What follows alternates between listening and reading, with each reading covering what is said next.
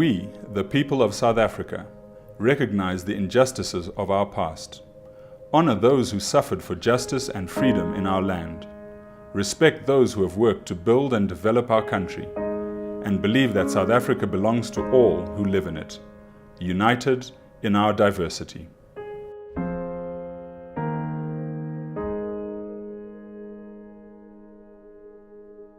When I was a girl, my world was very small. I was born and raised in Soweto and hardly left the township. I had no idea that there was this great big world out there. My parents were very humble people. My father was a bus driver for many years, and my mother only ever worked in retail. I was one of 4 children, and while we never had much money, we had a good life together. I was 14 years old when my father passed away. After that, life became a bit difficult. In order to afford good education and a decent school, my siblings and I had to work very hard.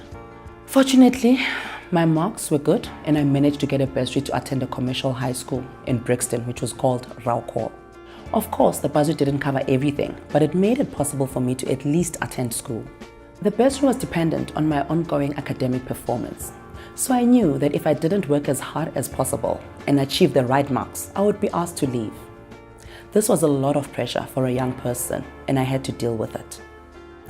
Fortunately, I managed to keep performing throughout high school and was able to make the top 10 several times. Towards the end of school, I started understanding that there was this whole other world of business out there. I was introduced to PwC, and to my delight, I was given a bursary to start at the then Rau University.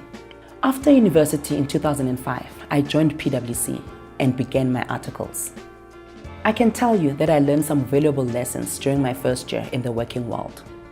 For one, I discovered that my upbringing and cultural background influenced my work performance in a number of ways.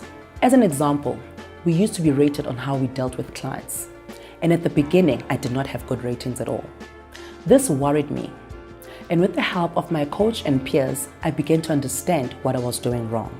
I needed to look people in the eye. I needed to be more assertive, something I wasn't used to, given my background, culture, and the ways that we've seen as being respectful.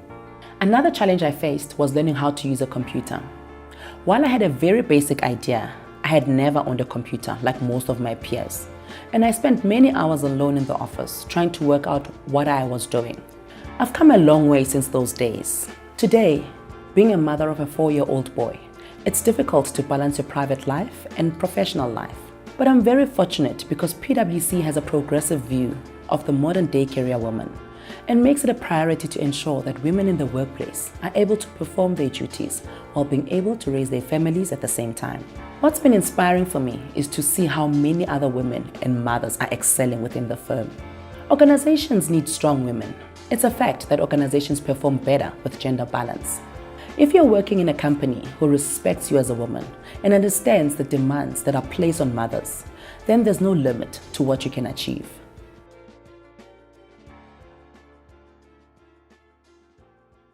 When people ask me about my childhood, I tell them that for many years I lived in a humble township house in the Eastern Cape. My mother was a nurse for more than 20 years and my father was actually a radio presenter with the then Radio Xhosa before becoming a civil servant. Throughout my childhood with my brothers and sisters, my father was very passionate about our education. He would obsess about our schoolwork and instilled in each of us a desire to work hard and achieve. He was a wonderful man who helped to shape the person that I am today. But like many people, unfortunately, he wasn't without his flaws. Ours was an often volatile household. Fortunately, after many years of struggling, things took a turn for the better, and he became a well-respected pastor in the community. My father sadly died of cancer in 1989. I was only 12 years old when he passed, and it broke my heart. I thought that my life couldn't possibly get any worse, but I was wrong. After my father's death, my mother was struggling to look after us, and the church convinced her to send us to a home which they owned. It hardly seems possible now, but my 2 sisters and I shared that house with over 100 other people, many of whom were children in similar situation to us.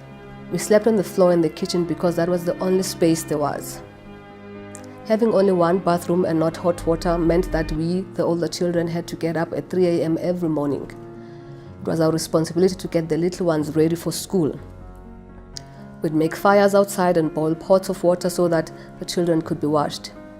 We would then get them dressed and scrape together whatever food there was for breakfast. After 3 hours of that, we would get ourselves ready for school. We lived like this for years. But as difficult as it was, my father had planted a powerful seed in each of us, and we somehow managed to keep working hard at school. Some nights, the church members would use the kitchen until 11 p.m. or later, and would only be able to start our homework after they had left. And yet somehow, I managed to remain top of my grade for every year that I was at school. Towards the end of high school, my twin sister and I applied to university.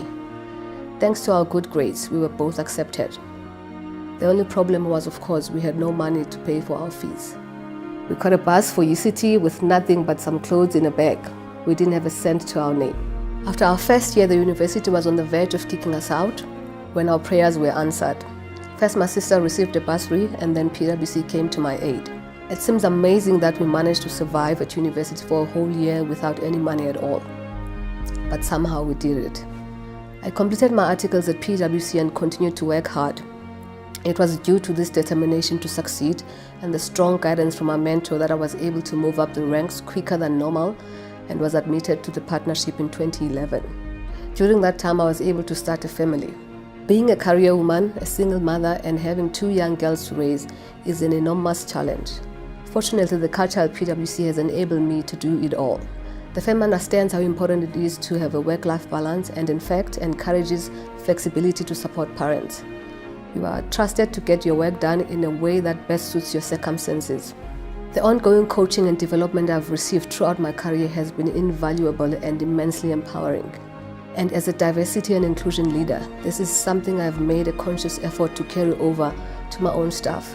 I've always had inspiring role models, and I try my best to be a role model to all those that I can. My journey has not been an easy one, but it's one that I'm proud of.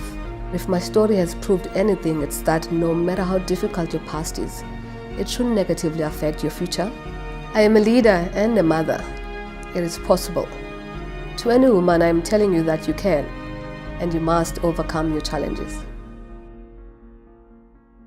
At PwC, we focus on creating value for our clients, our people, and society. With more than half our staff being women, we support the succession of females to executive positions and encourage and support their career development at every stage. For us, this is an absolute imperative and a hallmark of how we are a truly inclusive and supportive workplace. Now and into the future, we recognize and appreciate the value women bring, not just to the firm, but to the world at large, and we're empowering them to empower others.